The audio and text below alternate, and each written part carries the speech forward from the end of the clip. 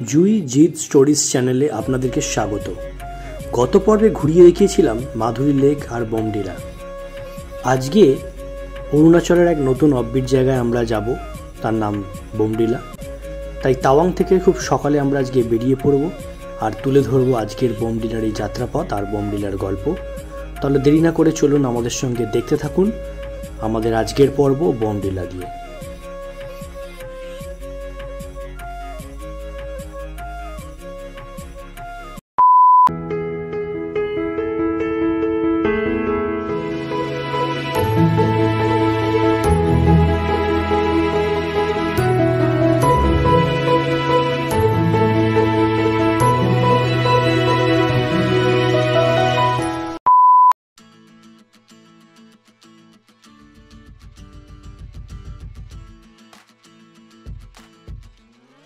তাওয়াং থেকে কিন্তু এবার নিচে নামার পালা, মানে আস্তে আস্তে আমরা এবার বাড়ি ফেরার দিকে।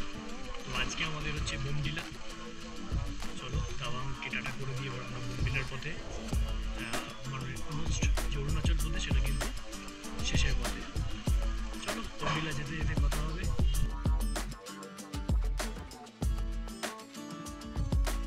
তাওয়াং থেকে বোমডিলার দূরত্ব প্রায় 180 কিলোমিটার। আমাদের এই যাত্রাপথে সময় লেগেছিল 7 ঘন্টার কাছাকাছি। আজকের যাত্রাপথে পড়বে জসবন্তগড় ওয়ার মেমোরিয়াল, সেলা টানেল, আর একদম শেষে আমরা বোমডিলা মনেস্ট্রি দেখে তারপর আমরা আজকের যে রাত্রিবাস বোমডিলার হোটেলে সেখানে আমরা পৌঁছব। বোমডিলার উচ্চতা 7273 ফুট।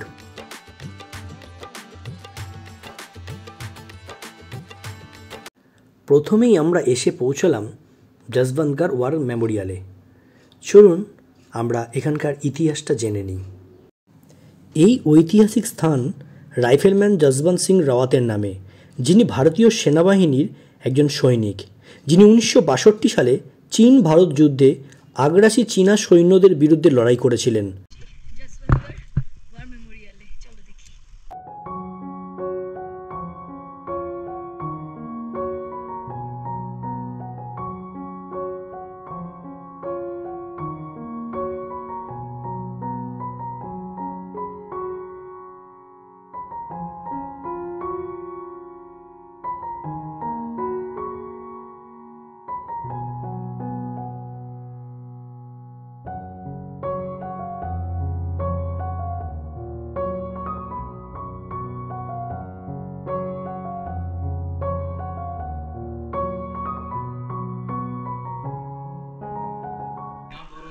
के बारे में बताता हूँ। यदि इसका क्या सवाल होता है तो कृपया ब्रीफिंग के लास्ट में पूछें। जसवंतगढ़ वार मेमोरियल की स्थापना सन 1966 ईस्वी में हुई। मेमोरियल के मध्य पित्तल का स्टैचू, जिसको 11 डोगरा रेजिमेंट ने 15 अगस्त 1987 को स्थापित किया था। आपके मेरे दाहिने अलमीरा, जिसमें लगा हुआ बिस्तर और रखा हुआ सामान जसवंत सिंह रावत साहब का। ये बिस्तर हर मंगलवार को धो के प्रेस करके दोबारा लगाया जाता है। जूते दिल्ली पुलिस होते हैं। यहाँ से तकरीबन 50 मीटर नीचे, जहाँ आपका जाना अलाउड नहीं है, बाबा का पर्सनल स्थान है, जहाँ पर कुखास में बनने वाला कोई भी सामान उसको सबसे पहले बाबा को भोग लगाया जाता है, उसके बाद ही जवानों को सर्व होता है। जसवंतगढ़ वार मेमोरियल के चारों तरफ 16 फ्लैग लगाए जाते हैं। जो पहला फ्लैग है Indian national flag, headquarter eastern command, headquarter 4 core, headquarter 71 infantry division. बाकी बचे हुए 12 फ्लैग उन रेजिमेंटों के हैं जिन्होंने 1962 इंडो चाइना वॉर में पार्टिसिपेट किया था, जिनके सिंबल आप शीशे पर लगे हुए हैं, देख सकते हो। आपके पीछे तकरीबन 20 मीटर मैरीनाइट से कवर इलाका चाइनीज ग्रेवयार्ड नाम से जाना जाता है। यहाँ पर 1962 में मारे गए तकरीबन 300 चाइनीज जवानों को दफनाया गया। इस रोड से 100 मीटर आगे बाबा का स्मृति स्थल है। स्मृति स्थल का महत्व यह है कि उसके अंदर वो पेड़ आज भी मौजूद है जिसके नीचे बाबा ने अपनी आखिरी सांसें ली थी। उसके सामने ओल्ड और न्यू बनकर बनाए गए हैं, जिसमें एक जवान का लड़ाई के दौरान डेली रूटीन दिखाया गया है। 17 नवंबर 1962 को चाइना ने हमारे ऊपर 5 बार अटैक किया था। जो प्रथम 4 अटैक है वो हमने विफल कर दिया था। 5वें अटैक के टाइम उन्होंने भारी आर्टिलरी और मोर्टार से फायर शुरू कर दिया और अपने जवानों के पीछे से एमएमजी लगाकर फायर डालना शुरू कर दिया। तो यहाँ पर 4 गढ़वाल राइफल की अल्फा कंपनी डिप्लॉयड थी। अल्फा कंपनी के company commander second lieutenant Surendra Nath Tandon ji ने निर्णय लिया कि इस एमएमजी को न्यूट्रलाइज किया जाए। अल्फा कंपनी से 3 जवान वॉलंटियर हुए थे, जसवंत सिंह रावत साहब, लेफ्टिनेंट त्रिलोक सिंह नेगी साहब और राइफलमैन गोपाल सिंह गोसाई जी। ये तीनों करोड़ ट्रेन के रेंगते हुए एमएमजी के नज़दीक पहुंचे और हैंड ग्रेनेड से हमला किया। उस हैंड ग्रेनेड में एक चाइनीज मारा गया, 2 चाइनीज गंभीर रूप से घायल हो गए, जिनको बाबा ने अपनी खुखरी से मार गिराया और एमएमजी को अपने कब्जे में ले लिया। उसी एमएमजी के सहारे बताया जाता है कि इन्होंने 72 घंटे तक तकरीबन 80,000 चाइनीज मिलिट्री को रोक के रखा था। इनके साथ दो अपनी सिविलियन लड़कियां थी, सैला और नूरा, जिन्होंने इनकी मदद की थी। जब ये एमएमजी को लेकर वापस अपने मोर्चे में आ रहे थे तो गोली लगने से ये शहीद हो गए और इनके साथी त्रिलोक सिंह नेगी साहब भी शहीद हो गए और तीसरे साथी गंभीर रूप से घायल अवस्था में एमएमजी को लाने में सफल हुए थे। इनकी इस बहादुरी को देखते हुए इन्हें महावीर चक्कर मरणोपरांत, त्रिलोक सिंह नेगी जी को वीर चक्कर मरणोपरांत और गोपाल सिंह गोसाई जी को वीर चक्कर से सम्मानित किया गया था। जय हिंद, राम राम। जय हिंद सर।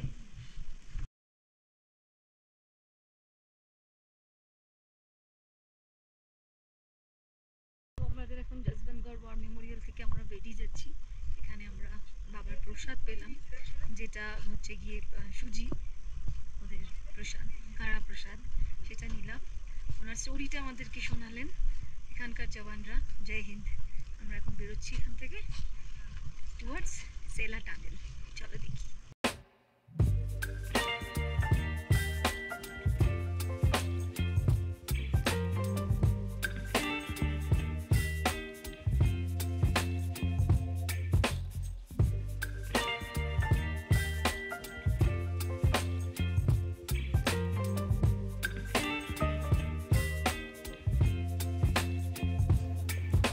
এই টানেলটা 13,000 ফুট উঁচুতে অবস্থিত, যা বিশ্বের দীর্ঘতম দ্বিতীয় লেনের টানেল। সেলা পাসের 400 মিটার নিচে এটা অবস্থিত।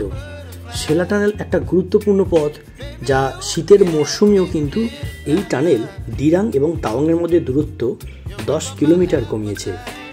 9 মার্চ 2024 এটি উদ্বোধন করেন ভারতের প্রধানমন্ত্রী নরেন্দ্র মোদী।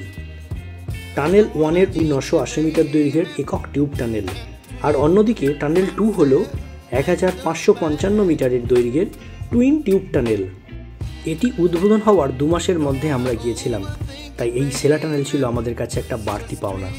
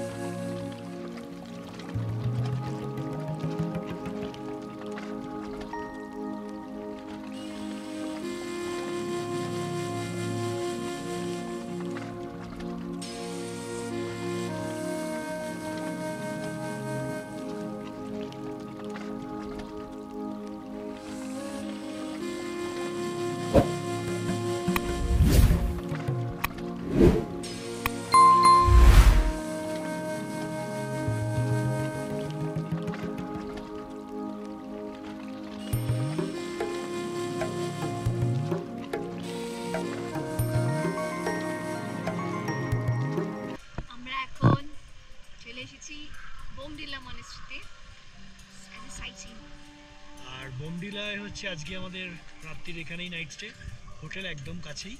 আমরা এই মনেস্ট্রিটা একটু ঘুরে নিয়ে আমরা হোটেলে চলে যাব। আজকের মতো এখানেই ইতি হয়ে যাবে। চারিদিকের পরিবেশটা আর মনেস্ট্রিটা তোমাদের ঘুরিয়ে দেখিয়ে দিচ্ছি। তাহলে চলো দেরি কি করে না করে শুরু করে দিই বোমডিলা মনেস্ট্রি অভিযান।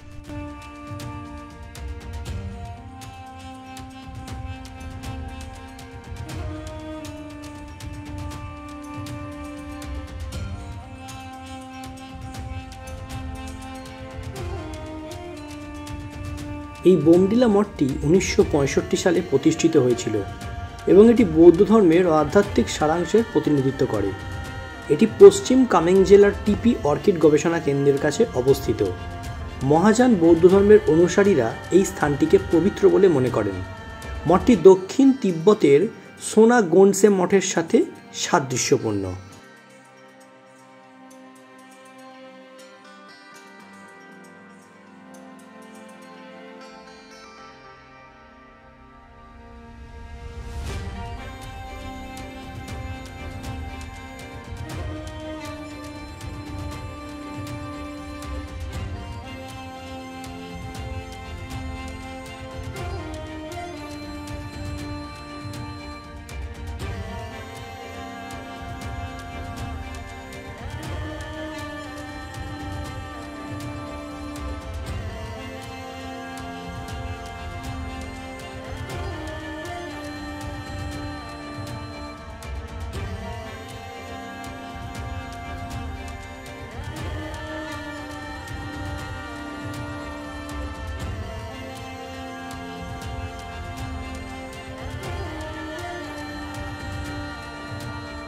বোমডিলা মঠ থেকে ঢিলছোড়া দূরত্বে এই হোটেলে আজকে আমাদের রাত্রিবাস। হোটেলের নাম হাইল্যান্ডার ইনস। আমরা চলে এসেছি এখন বোমডিলার আজকে যে হোটেলে থাকবো সেই হোটেলের সামনে। সবাই গাড়ি থেকে দেখতেই পাচ্ছ, তো সবাই গাড়ি থেকে নামছে। একটু ফ্রেশ হয়ে নিই আর আমাদের রুমটা নিয়ে নিই, তারপর তোমাকে দেখাচ্ছি হোটেলের ওখান থেকে সামনের ভিউটা। আর সামনেটা একবার দেখিয়ে নিই, দুর্দান্ত জায়গায় পড়েছে। কিন্তু ওই একদিন আজকে থেকে আবার কালকে বেরিয়ে যাবো কাজিরাঙ্গার উদ্দেশ্যে। আর আজকে ওয়েদার অনেক দিন পর একটু মেঘটাও কেটে গেছে, একটু সানি ওয়েদার পেয়েছি। তো চলো তোমাদের সামনেটা পুরোটা দেখাই। আমাদের নর্থ বেঙ্গলের দার্জিলিং বা কালিম্পং জেলার যেরকম ওখানকার অফবিট জায়গাগুলো রয়েছে, যেমন চারখোল, কোলাখাম টাইপ অফ, এই বোমডিলাও কিন্তু অনেকটা অরুণাচল প্রদেশের অফবিট জায়গার মতো।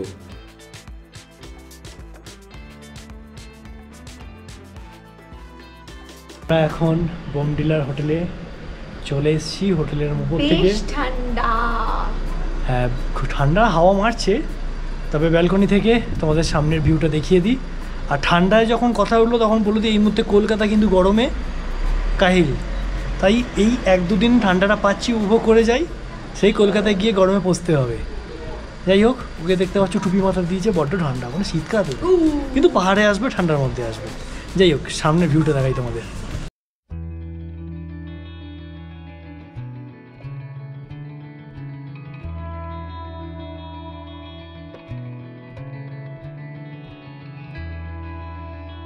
তো বোমডিলা এসে এখন আমরা হচ্ছে মার্কেটে যাব, তার জন্য আমাদের রাস্তা একটা শর্টকাটে দেখিয়ে দিয়েছে, সেটা আমরা দেখাচ্ছি।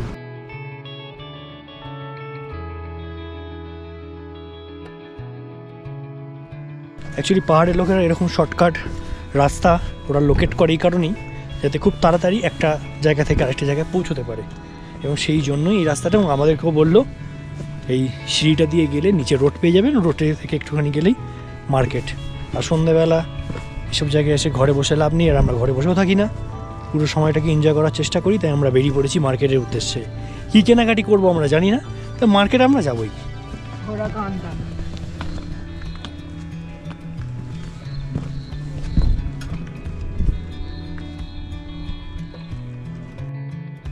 হাজার 1,500 সিঁড়ি ভাঙার পর অবশেষে বোমডিলা মার্কেটের দেখা মিলল। কিন্তু আমরা পৌঁছানোর পরের দিন বোমডিলায় ছিল উপনির্বাচন, সেই জন্যই এই মার্কেট ছিল খুবই ছিমছাম এবং অনেক দোকানপাট কিন্তু বন্ধও ছিল।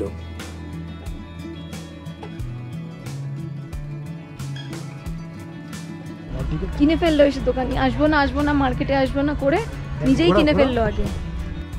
অরুণাচলের স্মৃতি হিসেবে নিয়ে নিলাম এবং তার সাথে একটু কেতো মেরে নিলাম। Good morning.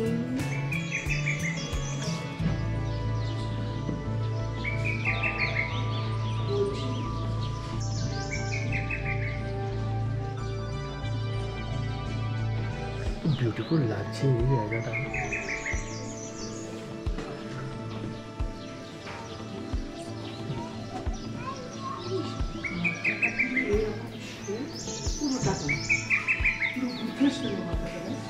বোমডিলা থেকে এখন কোথায়? কাজিরাঙা। ঠিক আছে, বোমডিলা থেকে এখন কাজিরাঙার পথে এখন সকালবেলা, আর কিছুক্ষণের মধ্যে আমরা এখান থেকে বেরিয়ে যাব। আর এই পেছনের একটা পাহাড় আর মেঘের চিরদিনের যে খেলা নিজেদের মধ্যে, সেই খেলা কিন্তু চলছে। আজকে মাসিমণি, আজকে কে হিসু করে দিয়েছে তোমার পায়ে? একটা বিড়াল। ঠিক আছে, এইসব এটা নিয়ে পরে আলোচনা হবে বিস্তারিতভাবে। এত সুন্দর প্রাকৃতিক পরিবেশকে ছেড়ে যেতে কার ভালো লাগে, কিন্তু আমাদের তো শিডিউল করা রয়েছে, তাই যথারীতি আমরা আবার বেরিয়ে পড়লাম। এবার গন্তব্য কাজিরাঙা।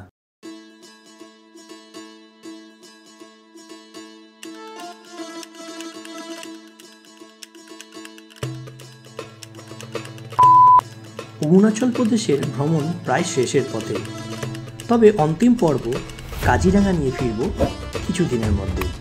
ততদিন আমাদের সঙ্গে থাকুন, দেখতে থাকুন আর ভালো থাকুন।